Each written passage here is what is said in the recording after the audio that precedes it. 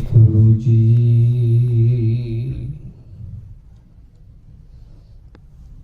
तेरे कवन कवन गुण कह कह गावा, तू साहिब गुणी निधाना। तुमरी महिमा वर्ण न साको, तू ठाकुर ऊच भगवाना। रत्ते सही जे मुख ना मोड़न, जिन्नी संयाता साई। चढ़ चढ़ पवदे कच्चे बिरही, जिन्ना कार न आई। धनी बिहूणा पाट पटंबर, पाहे सेती जाले। धूड़ी विच लुडंदड़ी सोहा, नानक तै सह नाले। बाणी गुरु गुरु है बाणी, विच बाणी अमृत सारे। गुरबाणी कहे सेवक जन मानै, प्रतख गुरु निस्तारे। वाहिगुरु जी का खालसा, वाहिगुरु जी की फतेह। पतत पावन जुगो जुग टल, चबर छत्र तख्त दे मालक। जाहरा जहूर हाजरा हजूर, सर्व कला भरपूर। गुरता गद्दी ते विराजमान, कलयुग दे जीवां दे तारनहार, लोक परलोक दे संगी रक्षक। सच्चे सतगुरु धन धन साहिब श्री गुरु ग्रंथ साहिब जी महाराज जी की पावन हजूरी अंदर सुभाईमान सत्कारयोग गुरु रूप खालसा जी, आप जी माई भाई बहुत वड्डियां भागां वाले हो, धनता ते योग हो। तुहाडे उन्हां राहां तो सदके जिन्हां तो आप जी चल के आए, तुहाडे चरनां ते लख सजदे जो गुरु के दरबार वाल आए हो। बहुत वड्डे भागां वाले हो। बाणी कहती है वड भागी हर संगत पावै। तो गुरु चरनां विच बैठ के ऐसे कम्मां कारां विच हुंदियां भी बड़ी जिम्मेवारियां ने, बड़ा टाइम की बहुत शॉर्टेज रहिंदी है। पर सारे कुछ होने के बावजूद हाँ है सब कुछ, पर थानू इस गल की समझ आ गई कि गुरु की संगत तो बिना रब की दरगाह विच सुरखरू नहीं होया जा सकता। तो इसलिए सतगुरु की बाणी दे नाल अपने चित्त नूं ला रहे हैं। जदों गुरु चरनां विच अपना चित्त जोड़ते हाँ तो गुरु सवारियो उहदा मुल जरूर नहीं मुड़ता। तुलसीदास ने किसी बंदे नूं सलाह दित्ती सी, सलाह दे सकता कोई कि बई सारा दिन काम कार करता रहना है, थोड़ा टाइम प्रभु का नाम भी जप लिया कर, संगत भी कर लिया कर। अगों बंदा कहन लगा मैं संगत करूँगा मैनू की मिलूगा, काम करदा तो मैनू दिहाड़ी मिलती है, घंटा मिलता है, परमात्मा मैनू की दे देगा। उन्हें बड़े सोहने तरीके नाल समझाया, तुलसी देर ना कीजिए भजिया राम सुजान। लोक मजूरी देत हैं क्यों रखै भगवान। यानी देर ना कर, जे गल आही है पैसों की होवे तो फिर जे आम लोकी मजदूरी दिंदे आए वो एडा वड्डा रब तेरी मजदूरी थोड़ा रखन लगा। तेनू किसी ना किसी रूप चो तेन मोड़ देगा, वध देगा, इन्ना देगा यकीन करी। तेरे हत्थां च नहीं आनी उहदी दात एडी वड्डी है, तेरी झोली भर जाएगी। वो फिर भी देने लई खड़ा रहेगा। बाबे फरीद के जीवन में आउंदा है, एक दिन बाबा फरीद जी भजन बंदगी नूं जांदे सन रोज़, उन्हां दा सुभाव सी। उन्हां दी सत्कारयोग माता ने आख्या फरीद अपने घर बेटा समान है नहीं, तू रब अगे दुआ करी अपने घर थोड़ी खंड आ जाए, एक पाईया 250 ग्राम, जानी बहुते सबर नाल रहिंदे रब दे प्यारे है ना जिहड़े, जिन्नी भी चीज़ की लोड़ है उन्नी वरत लो, ताजी ताजी खाओ। एक पा खंड दे दवे, एक पा गुड़ दे दवे, एक पा घी दे दवे, ये चीज़ां की लोड़ है। ठीक है अम्मी, मैं दुआ करांगा परमात्मा की। भगत जी शाम नूं घर मुड़े तो की वेखदे आ, घरे जिहड़ा घर सी उत्थे बैठण नूं थां ना, ढेर लग्या पिया शक्कर दा, ढेर लग्या पिया गुड़ दा, ढेर लग्या पिया दालां दा, बोरे भरे पए अनाज दे, घी दे वड्डे वड्डे ड्रम भरे पए। इन्ना कुछ देख के माँ बाबे फरीद नूं कहण लगी, फरीद बेटा मैं तो तेनों आख्या सी परमात्मा नूं आखी भी पाक दवे पाईया, ज़्यादा नहीं देता। वो हस के कहण लगे माँ रब दे पाईया एडे एडे के है, वो जिड्डा वड्डा है उड्डे को दे वट्टे भी उड्डे ही है ना वड्डे वड्डे। ਉਹਦੇ ਘਰੋਂ ਇੱਕ ਕਣ ਵੀ ਮਿਲ ਜਾਏ ਤੇ ਸਾਡੀ ਜ਼ਿੰਦਗੀ ਭਰਪੂਰ ਹੋ ਜਾਂਦੀ ਹੈ। ਜ਼ਿੰਦਗੀ ਵਿੱਚ ਖੁਸ਼ੀਆਂ ਇੰਨੀਆਂ ਹੁੰਦੀਆਂ ਕਿ ਸਾਨੂੰ ਇਹ ਚੁਣਨਾ ਔਖਾ ਹੋ ਜਾਂਦਾ ਕਿਹੜੀ ਖੁਸ਼ੀ ਚੁਣਾ। ਸਾਡੇ ਸਾਹਮਣੇ ਇੰਨੀਆਂ ਖੁਸ਼ੀਆਂ ਪ੍ਰਗਟ ਕਰ ਦਿੰਦਾ ਹੈ। ਹਾਂ ਪਰ ਇਹ ਗੱਲ ਜ਼ਰੂਰ ਹੈ, ਹੀਰਿਆਂ ਦੀ ਜਵਾਹਰਾਤਾਂ ਦੀ ਵੀ ਇੱਕ ਸਮੇਂ ਪਰਖ ਹੁੰਦੀ ਹੈ, ਉਹਨਾਂ ਨੂੰ ਵੀ ਤਰਾਸ਼ਿਆ ਜਾਂਦਾ ਹੈ। हरेक चीज़ जिहड़ी चमकदी है, जिहड़ी कीमत वाली है, उन्हें उहदा मुल अदा किया है। कोले की खान चो ही हीरे लभदे है, रगड़े खा खा के कोले बन जाते, कोले हीरे बन जाते हैं। इस तरीके जीवन तुहाडे हत्थ है, भावें कोले बना लो भावें हीरे, पर गुरु की संगत है जिहड़ी तां टकसाल है, इत्थे तक घड़ी है शब्द सच्ची टकसाल, इत्थे तक जीवन घड़े जाते हैं। ਜਿਹੜਾ इस दर ते आ गया वो गुरु का हो गया, जिन्होंने इतिहास है, फिर उन्होंने जिंदगी भर किसी दूजे अगे सिर झुकाउण की लोड़ नहीं, किसी अगे झोली अड्डण की लोड़ नहीं। रुलद्या फिरद्या नूं अपने बना के साध संगत ऐसी थां बिठा देंदे है जिन्होंने दुनिया याद करती रहती है। तो वैसे साचे साहिबा क्या नहीं करते है, करता तेरा सब किश है जिसते हिस पावे। ऐसे साहिब दे दर ते बैठे हो, यकीन करो, श्रद्धा रखो, प्रेम दे नाल हाजरी लवाओ। सतगुरां दी पावन गुरबाणी दी विचार चल रही है, इस विचार नूं समझण लई एकाग्रता बख्शो जी। हाजरी लवाउंदे होए आखो सतनाम श्री वाहिगुरु साहिब जी। सतनाम श्री वाहिगुरु साहिब जी। पैरों महला पंजवा। पंच मजमी जो पंच ना रखे। सतगुरु श्री गुरु अर्जन देव महाराज गुरु ग्रंथ साहब के अंदर 1151 अंग उत्ते ये पावन शब्द राही भैरव राग के अंदर उपदेश कर रहे ने। पंच मजमी,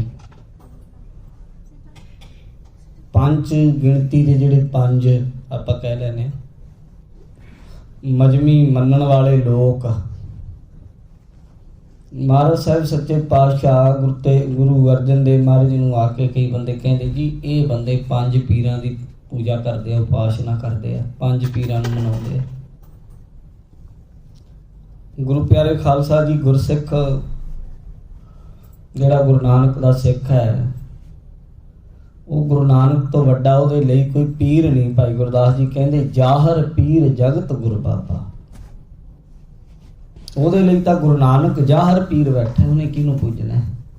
पर कई लोग ऐसे गुमराह होए हैं ते साध संगत, कोई कहंदा मैं पंज पीरां नूं मनाउणा, कोई कहंदा मैं एक पीर नूं मनाउणा, कोई कहंदे महाराज गुरु अर्जन देव जी नूं भी आख्या। महाराज कहंदे भाई पंच मजमी असल पंज पीर उन्हें मना लए ਕਿਹਨੇ ਜੀ? ਜੋ ਪੰਜ ਨ ਰਾਖੈ। ਮਹਾਰਾਜ ਕਹਿੰਦੇ ਜਿਹੜੇ ਪੰਜ ਕਾਮ, ਕ੍ਰੋਧ, ਲੋਭ, ਮੋਹ, ਅਹੰਕਾਰ, ਇਹਨਾਂ ਨੂੰ ਆਪਣੇ ਹਿਰਦੇ ਵਿੱਚ ਥਾਂ ਨਹੀਂ ਦਿੰਦੇ। ਜਿਹੜੇ ਇਹਨਾਂ ਵਿਕਾਰਾਂ ਨੂੰ, ਇਹ ਜਿਹੜੇ ਵਿਕਾਰ ਹੈ ਨਾ, ਇਹਨਾਂ ਨੂੰ ਆਪਣੇ ਅੰਦਰ ਨਹੀਂ ਰੱਖਦੇ। ਇਹਨਾਂ ਦੇ ਸਾਖੀ ਹੋ ਗਏ, ਜਾਣ ਗਏ। ਜਦੋਂ ਕ੍ਰੋਧ ਆਉਣਾ ਉਹਨਾਂ ਨੇ ਜਾਣ ਲੈਣਾ ਵੀ ਤਾਂ ਕ੍ਰੋਧ ਆ ਰਿਹਾ, ਕ੍ਰੋਧ ਦੇ ਲੱਛਣ ਹਨ। ਹੰਕਾਰ ਆਣਾ, ਉਹਦੀ ਨਾਲ ਦੀ ਨਾਲ ਅੰਦਰ ਨਿਗਾਹ ਮਾਰਨੀ, ਵੇਖਣਾ ਮੇਰੇ ਮੈਂ ਤਾਂ ਹੰਕਾਰ ਦੇ ਬੋਲ ਰਿਹਾ ਹਾਂ। ਲੋਭ ਆਉਣਾ, ਨਾਲ ਦੀ ਨਾਲ ਅੰਦਰੋਂ ਵੇਖ ਲੈਣਾ ਵੀ ਇਹ ਤਾਂ ਲੋਭ ਹੈ ਮੇਰੇ ਅੰਦਰ, ਮੋਹ ਹੈ, ਕਾਮ ਹੈ। ਜਿਹੜੇ ਅੰਦਰੋਂ ਜਾਗ ਜਾਂਦੇ ਗੁਰਸਿੱਖ ਹੁੰਦੇ ਆ ਨਾ, ਜਾਗ ਜਾਂਦੇ। ਗੁਰਸਿੱਖੀ ਦਾ ਜਿਹੜਾ ਮਾਰਗ ਹੈ, ਇਹ ਸੁੱਤੇ ਬੰਦੇ ਦੇ ਸਮਝ ਨਹੀਂ ਪੈਣਾ। ਇਹ ਮਾਰਗ ਜਾਗੇ ਬੰਦਿਆਂ ਦਾ, ਅੰਦਰੋਂ ਜਾਗਣਾ। ਕੱਲਾ ਇਹ ਨਹੀਂ ਕਿ ਬਾਹਰੋਂ ਗੱਲਾਂ ਬਾਤਾਂ ਹੀ, ਅੰਦਰੋਂ ਸੁਚੇਤ। ਗੁਰਸਿੱਖੀ, ਗੁਰਸਿੱਖ ਸੋਣਾ, ਅੰਦਰੋਂ ਸਿਆਣਾ, ਬਾਹਰ ਭੋਲਾ। ਗੁਰੂ ਕਾ ਸਿੱਖ ਅੰਦਰੋਂ ਜਾਗਿਆ ਰਹਿੰਦਾ, ਹਰ ਵੇਲੇ ਸੁਚੇਤ ਰਹਿੰਦਾ ਹੈ। ਉਹਨੂੰ ਆਪਣੇ ਅੰਦਰ ਦੀ ਸਮਝ ਰਹਿੰਦੀ, ਖਬਰ ਰਹਿੰਦੀ ਹੈ, ਤੇ ਉਹ ਫਿਰ ਪੰਜਾਂ ਨੂੰ, ਵਿਕਾਰਾਂ ਨੂੰ ਆਪਣੇ ਅੰਦਰ ਰਹਿਣ ਨਹੀਂ ਦਿੰਦਾ। ਮਹਾਰਾਜ ਕਹਿੰਦੇ ਇਹ ਸਮਝੋ ਪੰਚ ਮਜਮੀ ਹੋ ਗਿਆ ਹੈ। ਮਿਥਿਆ ਰਸਨਾ ਨਿਤ ਉਠ ਭਾਖੈ। ਦੂਜੇ ਪਾਸੇ ਪੰਚ ਮਜਮੀ, ਪੰਜ ਪੀਰਾਂ ਨੂੰ ਮਨਾਉਣ ਵਾਲੇ ਉਹ ਹੈ, ਜਿਹੜੀ ਕਾਮ, ਕ੍ਰੋਧ, ਲੋਭ, ਮੋਹ, ਹੰਕਾਰ ਨੂੰ ਮਨਾਉਣ ਵਾਲੇ ਉਹ ਹੈ ਜਿਨ੍ਹਾਂ ਨੇ ਪੰਚਨ ਰੱਖ ਹੈ, ਪੰਜਾਂ ਨੂੰ ਆਪਣੇ ਅੰਦਰ ਰੱਖੀ ਬੈਠੇ। ਉਹ ਇਹਨਾਂ ਨੂੰ ਇਹ ਪੀਰ ਮੰਨੀ ਬੈਠੇ ਹੈ। ਇਸ ਗੱਲ ਦਾ ਮਾਣ ਕਰਦੇ ਆ ਕਿ ਮੈਂ ਫਲਾਣੇ ਨਾਲ ਠੱਗੀ ਮਾਰ ਲਈ, ਮੈਂ ਉੱਥੇ ਝੂਠ ਬੋਲ ਦਿੱਤਾ, ਮੈਂ ਉਹਨੂੰ ਠੱਗ ਲਿਆ, ਬੇਈਮਾਨਾ ਕਰ ਲਿਆ, ਫਲਾਣੀ ਜਗ੍ਹਾ ਪਰਾਏ ਘਰ ਤੇ ਡਾਕਾ ਮਾਰ ਲਿਆ। ਜਿਵੇਂ ਇੰਦਰ ਦੇਵਤਾ ਗੌਤਮ ਰਿਸ਼ੀ ਦੇ ਘਰ ਪਹੁੰਚ ਗਿਆ ਸੀ, ਪਰ ਸਰਾਪਿਆ ਗਿਆ ਨਾ ਸਾਧ ਸੰਗਤ। ਪਰ ਕਈ ਬੰਦੇ ਇਹਨਾਂ ਔਗਣਾਂ ਦਾ ਹੀ ਮਾਣ ਕਰਦੇ ਹਨ, ਇਹ ਔਗਣਾਂ ਦਾ ਹੀ ਆਪਣੇ ਉੱਤੇ ਫਖਰ ਕਰਦੇ ਹਨ ਕਿ ਅਸੀਂ ਇਹ ਔਗਣ ਕਰ ਰਹੇ ਹਾਂ ਤੇ ਪਤਾ ਨਹੀਂ ਕਿੱਡੇ ਵੱਡੇ ਹੋ ਗਏ ਹਾਂ। ਮਹਾਰਾਜ ਕਹਿੰਦੇ ਜਿਹੜੇ ਪੰਜਾਂ ਨੂੰ ਰੱਖੀ ਬੈਠੇ ਆ ਨਾ, ਉਹ ਇਹਨਾਂ ਨੂੰ ਪੀਰ ਸਮਝੀ ਬੈਠੇ ਤੇ ਇਹਨਾਂ ਦੀ ਉਹ ਪੂਜਾ ਰੋਜ਼ ਕਰਦੇ ਆ ਵਿਕਾਰਾਂ ਦੀ। ਤੇ ਬਾਕੀ ਦਾ ਜੀਵਨ ਹੋਰ ਕੀ ਕਹਿੰਦੇ? ਮਿੱਥਿਆ ਰਸਨਾ ਨਿਤ ਉਠ ਭਾਖੈ।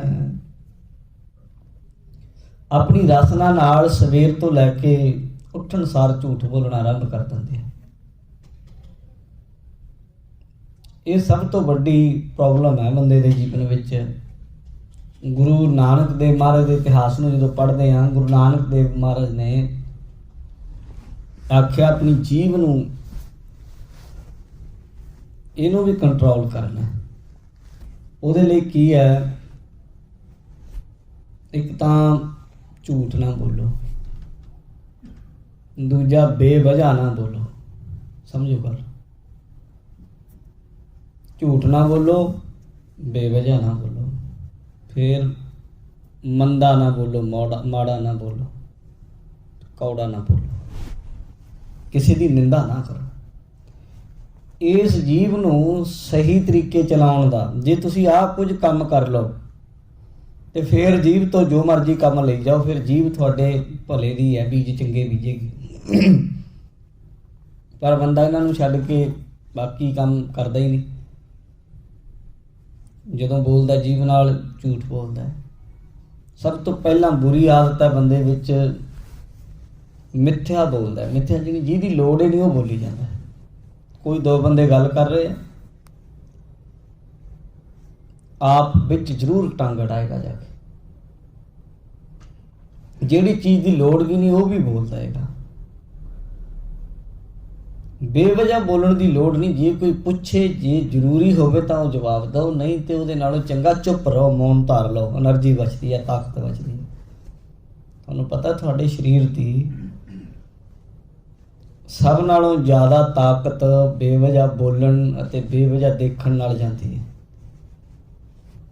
ਫਾਲਤੂ ਬੋਲੀ ਜਾਣਾ ਥੱਕ ਜਾਂਦਾ ਬੰਦਾ, ਫਾਲਤੂ ਦੇਖੀ ਜਾਣਾ ਥੱਕ ਜਾਂਦਾ ਬੰਦਾ। ਅਗਰ ਤਦੇ ਸਾਡਾ ਜਿਹੜਾ ਸਰੀਰ ਹੈ ਨਾ, ਜਦੋਂ ਅਸੀਂ ਥੱਕ ਜਾਂਦੇ ਹਾਂ ਫਿਰ ਉਹ ਨੀਂਦ ਜਿਹੜੀ ਆਉਂਦੀ ਆ ਉਦੋਂ ਸਾਡੇ ਗਿਆਨ ਇੰਦਰੀਆਂ ਤੇ ਕਾਬੂ ਕਰ ਲੈਂਦਾ। ਗਿਆਨ ਇੰਦਰੀਆਂ ਤੋਂ ਕੰਮ ਨਹੀਂ ਲੈਂਦਾ ਉਦੋਂ ਜਿਹੜਾ ਸਾਡਾ ਅੰਦਰਲਾ।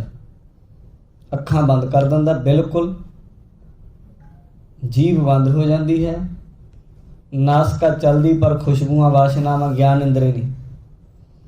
ਕੋਈ ਕੋਲ ਬੈਠਾ ਵੀ ਜਾਵੇ, ਬੋਲੀ ਵੀ ਜਾਵੇ, ਕੰਨ ਆਪਣਾ ਬੰਦ ਹੋ ਜਾਂਦੇ ਆ।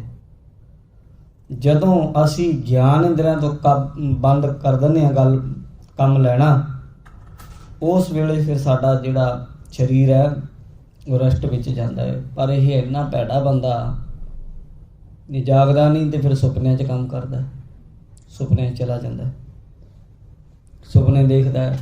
ਜਿਹੜੇ ਸੰਸਕਾਰ ਹਨ ਜਾਗਰਤ ਅਵਸਥਾ ਦੇ, ਉਹਨੂੰ ਸੁਪਨਿਆਂ ਵਿੱਚ ਲਈ, ਮਨ ਨੂੰ ਲਈ ਫਿਰਦਾ। ਫਿਰ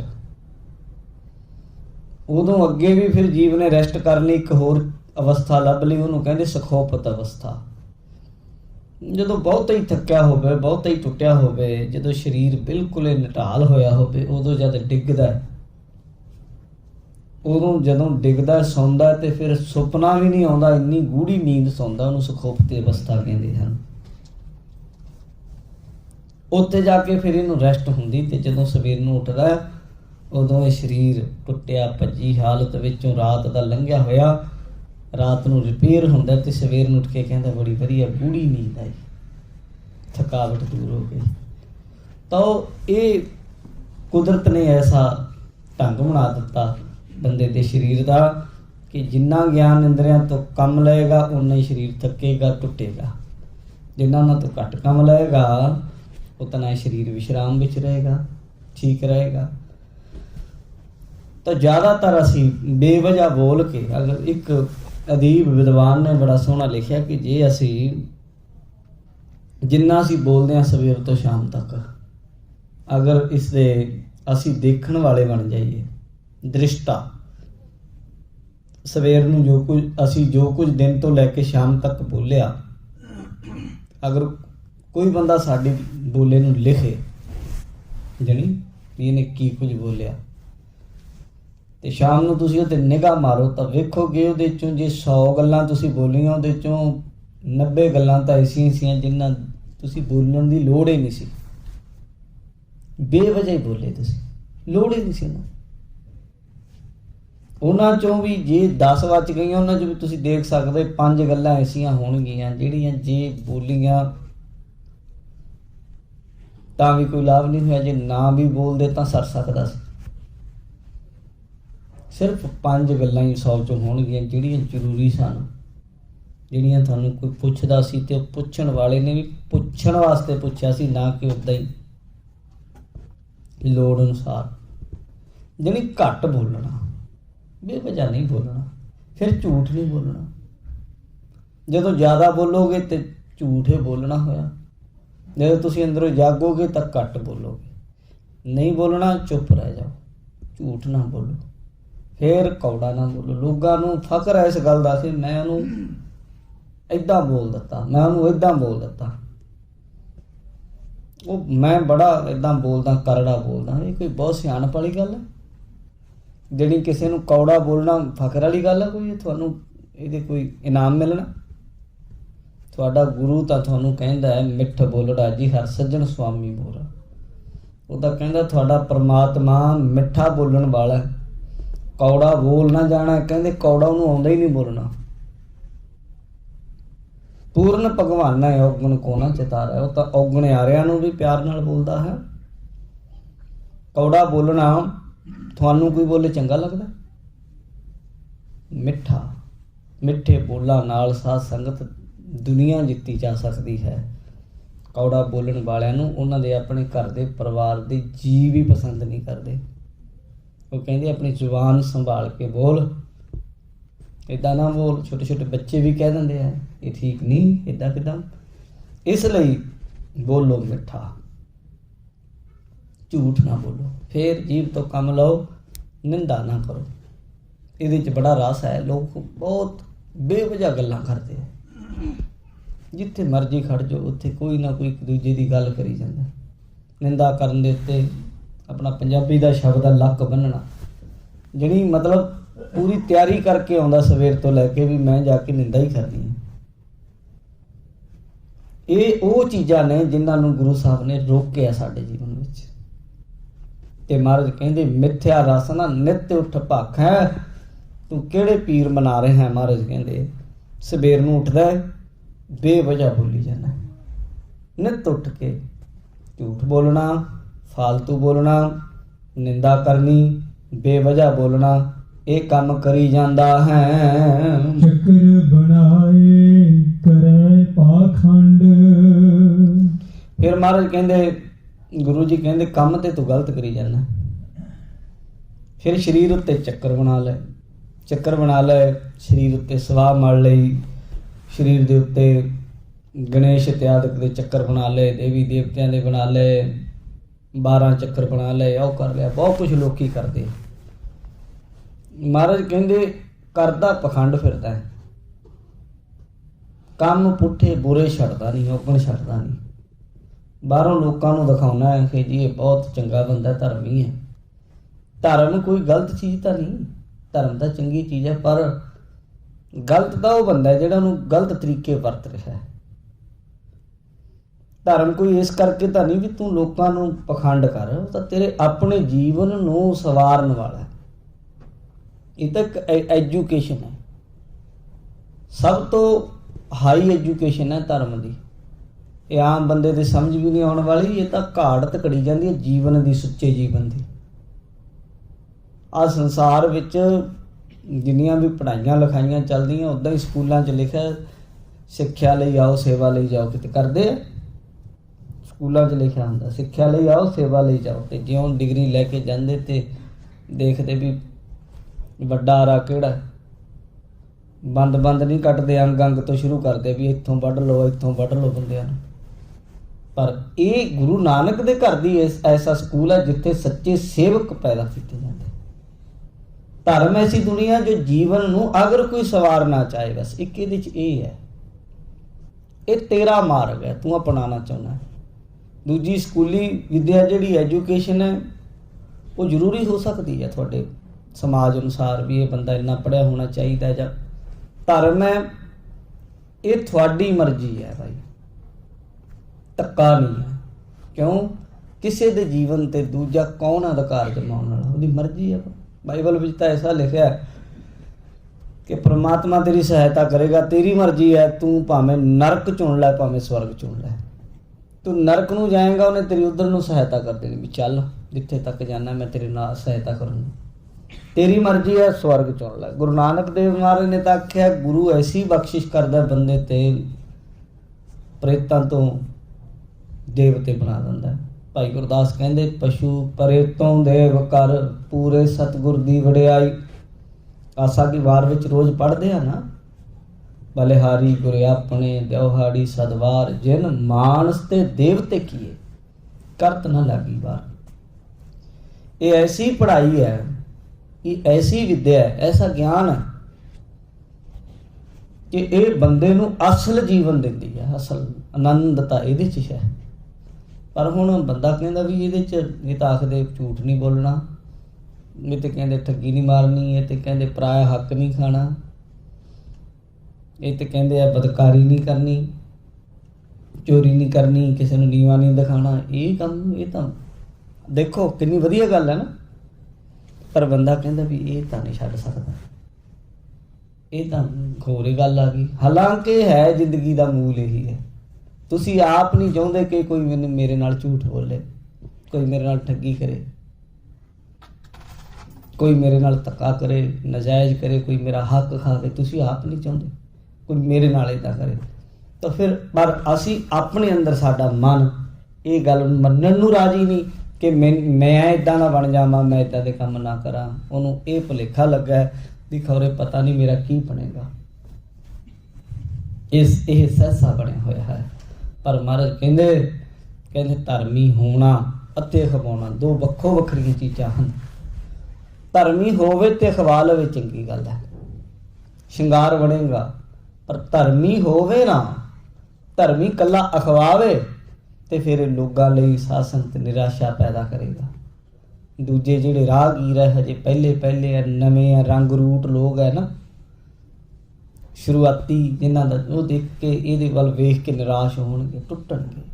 ਕਿੰਨੇ ਟੁੱਟ ਜਾਂਦੇ ਆ, ਕਿੰਨੀ ਸੰਭਾਵਨਾ ਸੀ, ਕਿੰਨੇ ਬੀਜ ਪੈਦਾ ਹੋਣ ਵਿੱਚ, ਕਿੰਨੇ ਉੱਗ ਸਕਦੇ ਸਨ, ਪਰ ਤੇਰੇ ਧੋਖੇਬਾਜ਼ਾਂ ਤੇਰੇ ਜੀਵਨ ਨੂੰ ਵੇਖ ਕੇ ਉਹ ਪਿੱਛੇ ਹੀ ਹਟ ਗਏ ਆ। ਕਿ ਇੱਦਾਂ ਦੇ ਹੁੰਦੇ ਆ ਬੰਦੇ। ਉਹਨਾਂ ਨੂੰ ਕਿਉਂਕਿ ਸੱਚਾ ਸਾਧੂ ਸੰਤ ਜੀਵਨ 'ਚ ਮਿਲਿਆ ਨਾ, ਅਸਲੀ ਗੁਰਸਿੱਖ ਉਹਨਾਂ ਨੇ ਲੱਭਣਾ ਨਹੀਂ ਚਾਹਿਆ, ਜਾਂ ਉਹਨਾਂ ਕੋਲ ਉਹ ਤਜਰਬਾ ਨਾ ਸੀ ਕਿ ਉਹ ਪਰਖ ਲੈਂਦੇ। ਇਸ ਲਈ ਉਹਨਾਂ ਨੂੰ ਜੋ ਕੁਝ ਮਿਲਿਆ ਸ਼ੁਰੂਆਤੀ, ਉਹ ਵੇਖ ਕੇ ਭਰਮ ਵਿੱਚ ਆ ਗਏ, ਪਿੱਛੇ ਹਟ ਗਏ। ਉਹਨਾਂ ਵੇਖਿਆ ਜਿਨ੍ਹਾਂ ਨੂੰ ਮੈਂ ਹੰਸ ਸਮਝਦਾ ਤਾਂ ਬਗਲ ਹੀ ਨਿਕਲਿਆ ਹੈ। ਤਾਂ ਇਸ ਤਰ੍ਹਾਂ ਫਿਰ ਦੂਜਿਆਂ ਦੇ ਉੱਤੇ ਵੀ ਇਹਦਾ ਬਹੁਤ ਗਲਤ ਪ੍ਰਭਾਵ ਪੈਂਦਾ ਹੈ, ਬੈਡ ਇੰਪ੍ਰੈਸ਼ਨ ਜਿਹਨੂੰ ਆਪਾਂ ਕਹਿ ਦਿੰਦੇ ਹਾਂ। ਮਹਾਰਾਜ ਕਹਿੰਦੇ ਤੂੰ ਚੱਕਰ ਤਾਂ ਬਣਾਈ ਫਿਰਦਾ ਹੈ, ਪਰ ਇਹ ਸਭ ਪਖੰਡ ਕਰ ਰਿਹਾ ਹੈ। ਝੁਰ ਝੁਰ ਪਚੈ ਤੈਸੀ ਤੇ ਰੰਡ। ਮਹਾਰਾਜ ਕਹਿੰਦੇ ਇਹ ਪਖੰਡ ਕਰਨ ਨਾਲ ਚਲੋ ਲੋਕਾਂ ਨੂੰ ਤਾਂ ਤੂੰ ਦਿਖਾਵਾ ਕਰ ਸਕਦਾ ਹੈ, ਭੇਖ ਦਾ ਇੱਕ ਫਾਇਦਾ ਤਾਂ ਹੈ, ਭੇਖ ਦਿਖਾਏ ਜਗਤ ਕਹੋ ਲੋਗਨ ਕਹੋ ਵਸ ਕੀਨ, ਲੋਕ ਵਸ ਵਿੱਚ ਆ ਜਾਂਦੇ। ਪਰ ਗੁਰਬਾਣੀ ਕਹਿੰਦੀ ਲੋਕਪਤੀ ਨੇ ਕਛੂ ਨਾ ਹੋਵੇ ਨਾ ਹੀ ਰਾਮ ਇਆਨਾ। ਕੀ ਕਰ ਲੈਣਾ ਲੋਕਾਂ ਨੇ, ਪਖੰਡ ਕਰਕੇ ਜ਼ਰੂਰੀ ਜਿਉਣਾ। ਕਿੰਨੇ ਲੋਕ ਐਸੇ ਆ ਜਿਹੜੇ ਧਰਮੀ ਹੈ ਨਹੀਂ ਔਰ ਖਵਾਉਂਦੇ ਵੀ ਨਹੀਂ।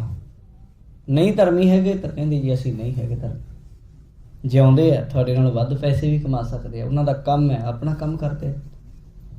ਭਾਵੇਂ ਗਲਤ ਰਾਹ ਹੈ ਸਾਡੇ ਲਈ ਉਹ, ਪਰ ਤੂੰ ਜੇ ਧਰਮ ਦੇ ਰਾਹ ਤੇ ਚੱਲਿਆ ਤੇ ਧਰਮ ਦਾ ਗੁਣ ਧਾਰਨ ਕਰ। ਕੋਈ ਜ਼ਰੂਰੀ ਨਹੀਂ ਕਿ ਪਹਿਲੇ ਦਿਨੇ ਬੰਦਾ ਸਾਰਾ ਕੁਝ ਹਾਸਲ ਕਰ ਲੈਂਦਾ, ਸਾਰੇ ਗੁਣ ਇੱਕਦਮ ਬੰਦੇ ਵਿੱਚ ਨਹੀਂ ਪੈਦਾ ਹੋਇਆ ਕਰਦੇ।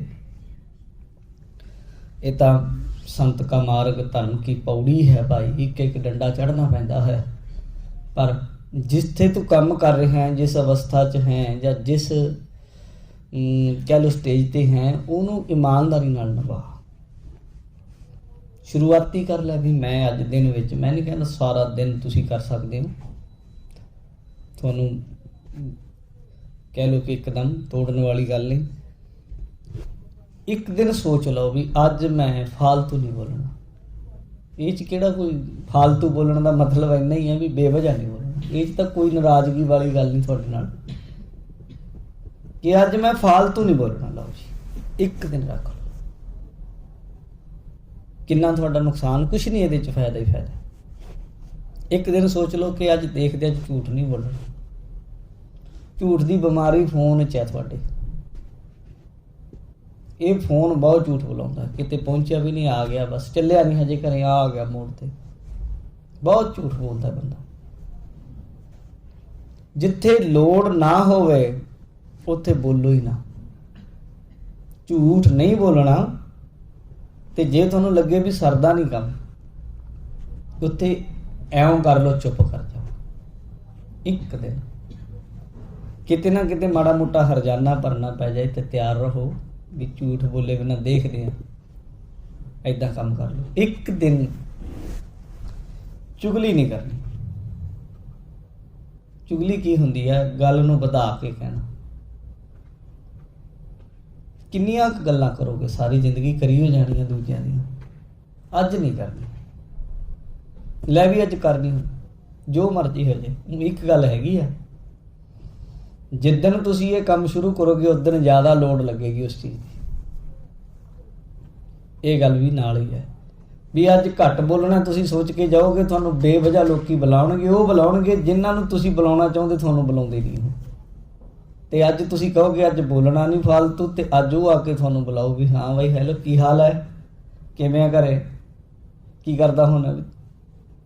ਬੇਵਜ੍ਹਾ ਦੀਆਂ ਗੱਲਾਂ ਕਰੇਗਾ ਤੁਹਾਡੇ ਨਾਲ। ਪਰ ਉਸ ਦਿਨ ਤੁਸੀਂ ਯਤਨ ਕਰੋ ਵੀ ਸਤਿ ਸ੍ਰੀ ਅਕਾਲ ਜੀ, ਠੀਕ ਹੈ ਜੀ, ਬਸ ਆਪਣੇ ਕੰਮ ਲੱਗ ਜਾਓ, ਝੂਠ ਨਹੀਂ ਬੋਲੋ। ਇਹਨਾਂ ਚੀਜ਼ਾਂ ਨੂੰ ਜਿਉਂ ਕਰੋਗੇ ਇੱਥੋਂ ਹੀ ਸ਼ੁਰੂ ਕਰ ਲਓ। ਮੈਂ ਨਹੀਂ ਕਹਿੰਦਾ ਵੀ ਤੁਸੀਂ ਬਹੁਤ ਕੁਝ ਸਾਰਾ ਕੁਝ ਇੱਕ ਦਿਨ 'ਚ ਕਰ ਲਓ, ਤੇ ਤੁਸੀਂ ਇਸ ਚੀਜ਼ ਨੂੰ ਕਰੋ ਤੇ ਇਹਨੂੰ ਇੰਜੋਏ ਕਰੋ, ਵਜਨ ਨਾ ਸਮਝੋ ਆਪਣੇ ਦਿਮਾਗ ਤੇ। ਪਰ ਇਉਂ ਹੈ ਵੀ ਜਿਹੜਾ ਕਰ ਲਿਆ ਉਹਨੂੰ ਪੂਰਾ ਨਿਭਾਓ। ਕਿਉਂ? ਕਾਰਨ ਹੈ ਉਹਦਾ। ਜੇ ਕਿਸੇ ਚੀਜ਼ ਦਾ ਤੁਸੀਂ ਹਟ ਕਰ ਲਿਆ ਨਾ, ਜੇ ਤੁਹਾਡੇ ਵਿੱਚ ਉਹ ਟੁੱਟ ਜਾਂਦੀ ਹੈ ਤਾਂ ਤੁਹਾਡੀ ਜਿਹੜੀ ਆਤਮ ਹੈ, ਤੁਹਾਡਾ ਜਿਹੜਾ ਮਨ ਹੈ, ਉਹ ਕਮਜ਼ੋਰੀ ਵੱਲ ਚਲਾ ਜਾਂਦਾ। ਵਾਰ-ਵਾਰ ਫਿਰ ਕਹਿੰਦਾ ਵੀ ਚੱਲ ਅੱਜ ਟੁੱਟ ਗਿਆ ਤਾਂ ਫਿਰ ਕੱਲ੍ਹ ਨੂੰ ਵੀ ਟੁੱਟਣ ਦਾ ਯਤਨ ਕਰੇਗਾ, ਟੁੱਟੇਗਾ। ਜਿਹੜਾ ਕੰਮ ਸੋਚ ਲਿਆ ਉਹਨੂੰ ਨਿਭਾ ਦਿਓ। ਇੱਕ ਦਿਨ ਨਹੀਂ ਕੰਮ ਕਰ ਸਕਦੇ, ਅੱਧਾ ਦਿਨ ਕਰ ਲਓ ਵੀ ਅੱਜ ਸਵੇਰ ਤੋਂ ਦੁਪਹਿਰ ਤੱਕ ਆਹ ਕੰਮ ਨਹੀਂ ਕਰਨਾ। 1 ਘੰਟਾ ਕਰ ਲਓ ਵੀ 1 ਘੰਟੇ ਵਿੱਚ ਇੱਕ ਵੀ ਝੂਠ ਨਹੀਂ ਬੋਲਣਾ। 1 ਘੰਟੇ ਵਿੱਚ ਇੱਕ ਵੀ ਕਿਸੇ ਦੂਜੇ ਪਰਸਨ ਦੀ ਗੱਲ ਨਹੀਂ ਕਰਨੀ। ਉਹਦੀ ਬੈਡ ਹੈਬਿਟ ਹੈ ਜਿਹਦਾ ਮੈਨੂੰ ਕੋਈ ਲਾਭ ਵੀ ਨਹੀਂ, ਉਹ 'ਤੇ ਮੈਂ ਗੱਲ ਨਹੀਂ ਕਰਨੀ, ਕਮੈਂਟ ਨਹੀਂ ਕਰਨਾ। ਅੱਜ ਕਿਸੇ ਨੂੰ ਮਜ਼ਾਕ ਨਹੀਂ ਕਰਨਾ। ਅੱਜ ਕਿਸੇ ਆਪਣੀ ਆਦਤ ਹੁੰਦੀ ਟੰਗ ਖਿੱਚਣ ਦੀ, ਅੱਜ ਨਹੀਂ ਖਿੱਚਣੀ ਕਿਸੇ ਦੀ।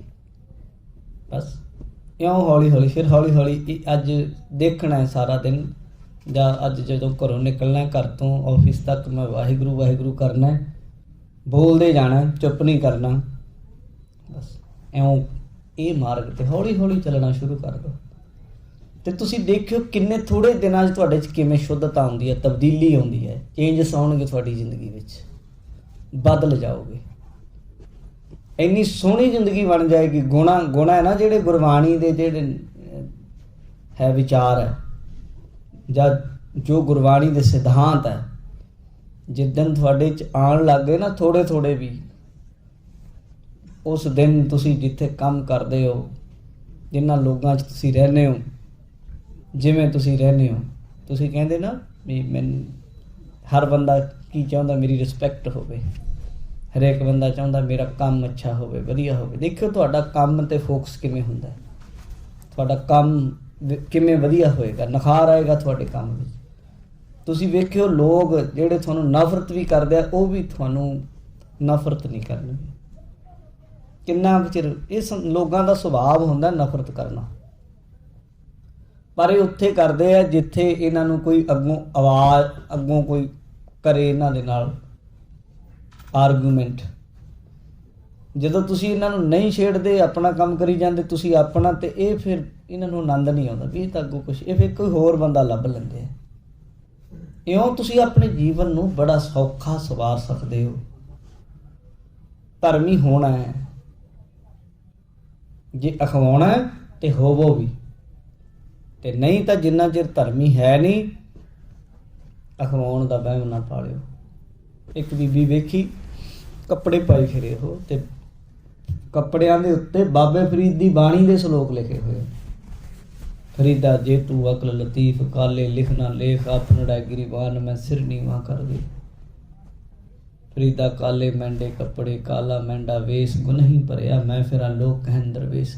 ਤੁਸੀਂ ਭਾਵੇਂ ਕੱਪੜਿਆਂ ਦੇ ਉੱਤੇ ਬਾਣੀ ਦੀਆਂ ਪੰਗਤੀਆਂ ਬੇਅਦਬੀ ਹੈ ਇਹ, ਪਰ ਕੀ ਇਹ ਕੁਝ ਕਰਾਉਣ ਨਾਲ ਤੁਸੀਂ ਫਕੀਰ ਬਣ ਜਾਓਗੇ? ਆਪਣੇ ਜੀਵਨ, ਆਪਣੇ ਅੰਤःਕਰਨ, ਆਪਣੇ ਮਨ ਉੱਤੇ ਬਾਣੀ ਲਿਖੀ ਜਾਏ ਤੇ ਫਿਰ ਉਹਦੇ ਅਨੁਸਾਰ ਚੱਲਣਾ ਹੈ ਭਾਈ।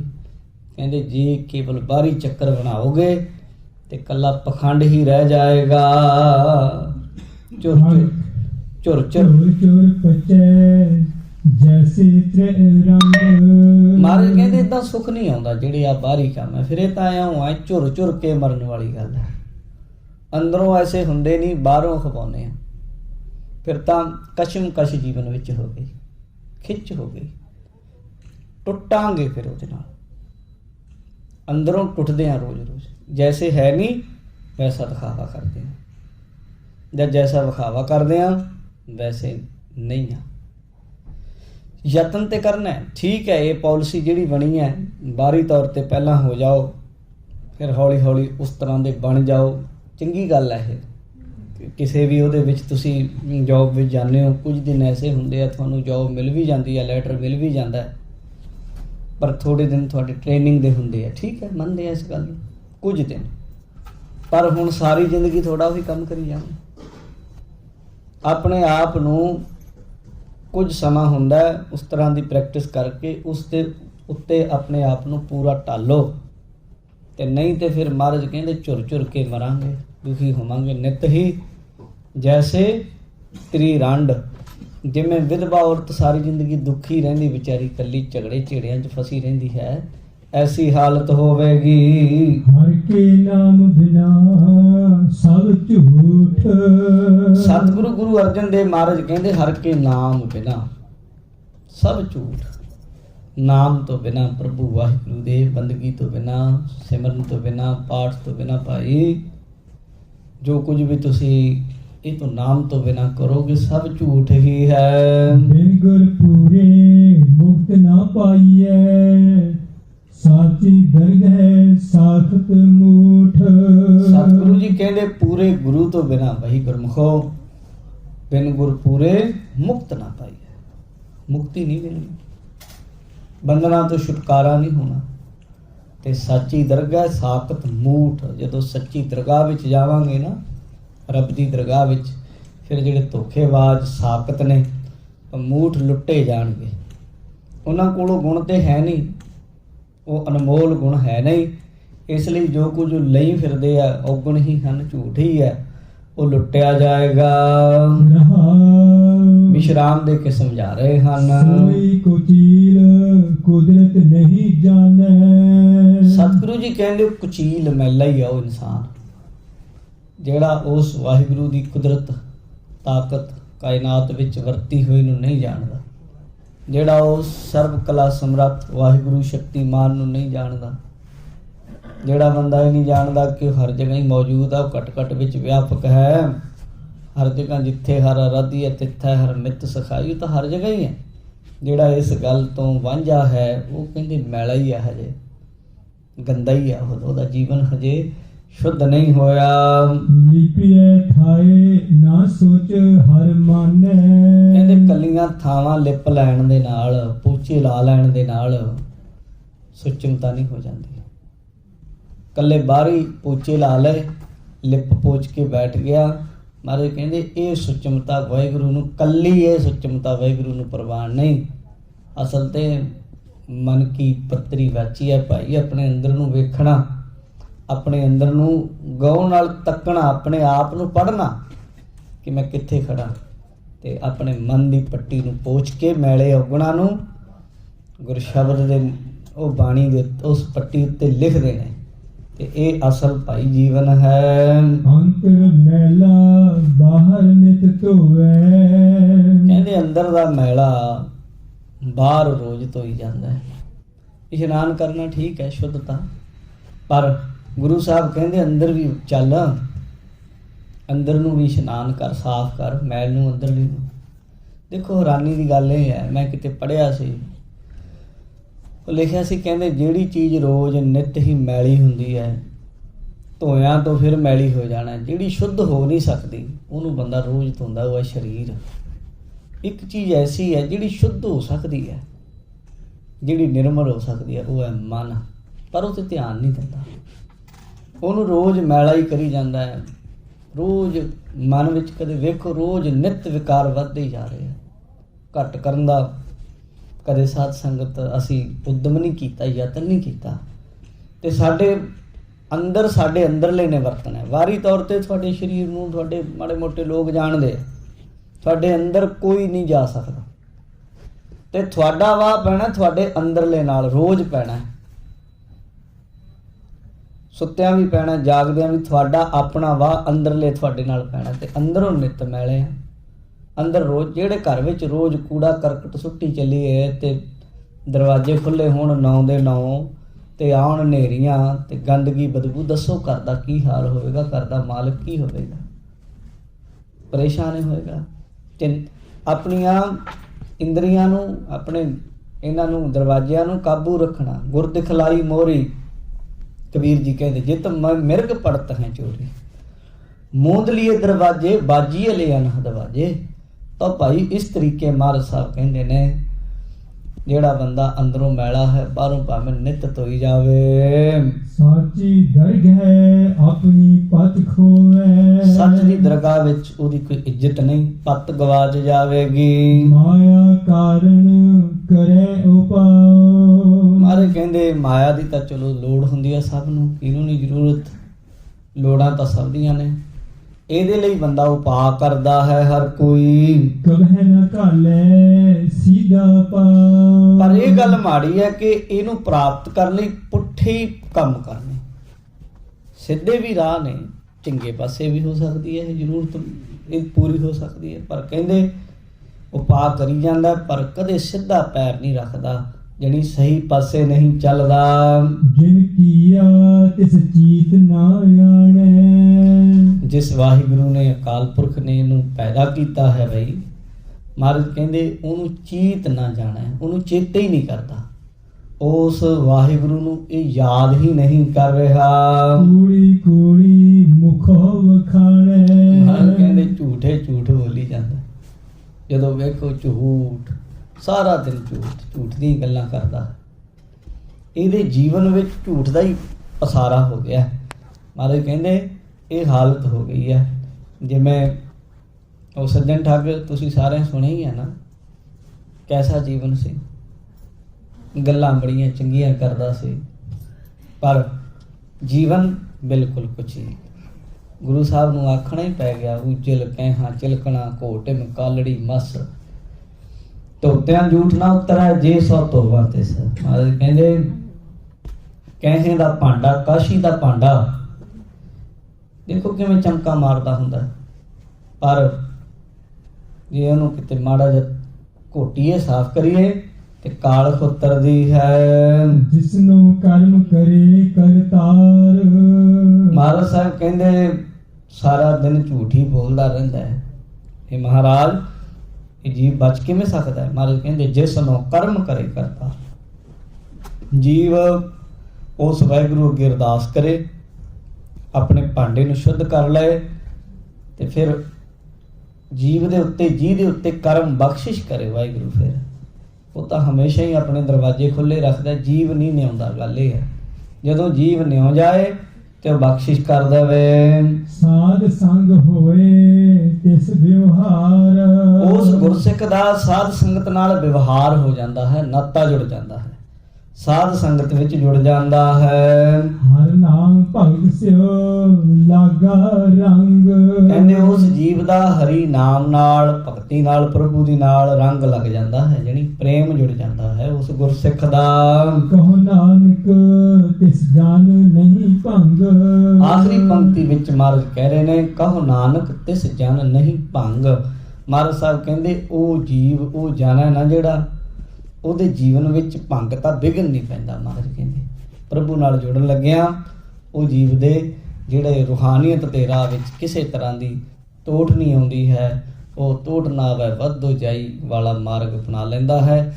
ਉਹਦੇ ਇਹ ਲੋਕ ਸੁਖੀਏ ਤੇ ਪ੍ਰਲੋਕ ਸੁਹੇਲੇ ਹੋ ਜਾਂਦੇ ਹਨ। ਇਹ ਗੁਰੂ ਸਾਹਿਬ ਨੇ ਬਖਸ਼ਿਸ਼ ਕੀਤੀ ਹੈ। ਇੱਥੇ ਹੀ ਸ਼ਬਦ ਦੀ ਸੰਪੂਰਨਤਾ, ਸਮੇਂ ਦੀ ਸਮਾਪਤੀ ਹੋਈਆਂ ਭੁੱਲਾਂ ਦੀ ਖਿਮਾ। ਸਮੂਹ ਸੰਗਤ ਦਾ ਧੰਨਵਾਦ। ਆਪਣੇ ਕੋਲ ਬਹੁਤ ਹੀ ਸਤਿਕਾਰਯੋਗ ਢਾਡੀ ਸਿੰਘ ਆਏ ਹੋਏ ਆ। ਇਹ ਤਾਂ ਗੁਰੂ ਦੀ ਕਿਰਪਾ ਹੀ ਹੈ, ਖੁਸ਼ਕਿਸਮਤੀ ਹੈ ਆਪਣੇ ਸਾਰਿਆਂ ਦੀ। ਇਹ ਉਹ ਢਾਡੀ ਸਿੰਘ ਹੈ ਜਿਨ੍ਹਾਂ ਨੂੰ ਟਾਈਮ ਲੈਣਾ ਔਖਾ ਹੋ ਜਾਂਦਾ ਹੈ ਆਪਣੇ ਉੱਧਰ ਪੰਜਾਬ ਵਿੱਚ। ਮੈਂ ਜਾਣਦਾ ਕਈ ਮਹੀਨੇ ਪਹਿਲਾਂ ਬੁੱਕ ਕਰਾਉਣਾ ਪੈਂਦਾ, ਪਰ ਫਿਰ ਵੀ ਆਪਣੇ ਕੋਲ ਆਏ ਹੋਏ ਹਨ। ਇਹਨਾਂ ਦੇ ਕੋਲੋਂ ਆਪਾਂ ਪਾਵਨ ਗੁਰੂ ਇਤਿਹਾਸ ਦੀਆਂ ਵਾਰਾਂ ਸੁਣ ਕੇ ਲਾਹੇ ਲੈਣੇ ਆ।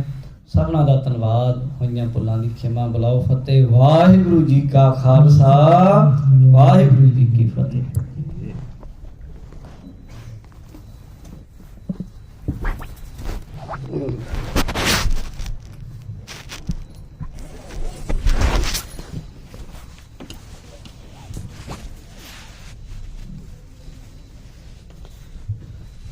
Oh,